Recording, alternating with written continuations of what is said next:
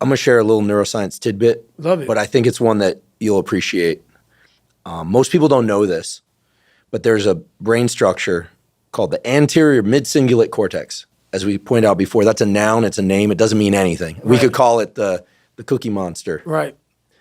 But what's interesting about this brain area is there are now a lot of data in humans showing that when people do something they don't want to do, like add 3 hours of exercise per day or per week, or when people who are trying to diet and lose weight resist eating something. Right.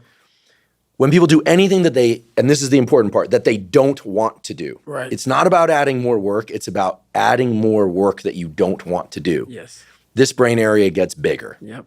Now here's what's especially interesting about this brain area to me. And by the way, I'm only learning this recently because it's new data, but there's a lot of it. The anterior mid-cingulate cortex is smaller in obese people. It gets bigger when they diet. It's larger in athletes. It's especially large or grows larger in people that see themselves as challenged and overcome some challenge. Right. And in people that live a very long time, this area keeps its size. In many ways, scientists are starting to think of the anterior mid-cingulate cortex not just as one of the seats of willpower, Right. but perhaps actually the seat of the will to live. See, now we're talking. And when I learned about the anterior mid-cingulate cortex, I was like almost out of my seat. And I've been in the neuroscience game since I was 20. Now we're the we're same talking. age. And I was so pumped because I've heard of the amygdala, fear, prefrontal cortex, it's planning and action. I could tell you every brain area and I teach neuroanatomy to medical students. But when I started seeing the data on the anterior mid-cingulate cortex, I was like, whoa, this is interesting. Yep.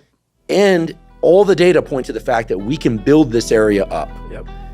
But that as quickly as we build it up, if we don't continue to invest in things that are hard for us, that we don't want to do, that's the part that feels so Goggin-esque to me, that we don't want to do. Like if you love the ice bath, yeah, I love the ice bath, and you go from 1 minute to 10 minutes, guess what? Your anterior mid-cingulate cortex did not grow. None. But if you hate the cold water, if you're afraid of drowning and you get into water and put your head under, then your anterior mid and survive, then the anterior mid-cingulate cortex gets bigger.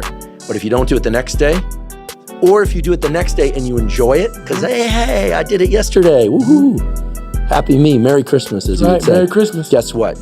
The anterior mid-cingulate cortex shrinks again. Yep.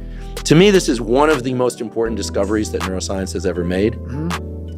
Because it's that I don't want to do something, but do it anyway. That's right. That grows this area.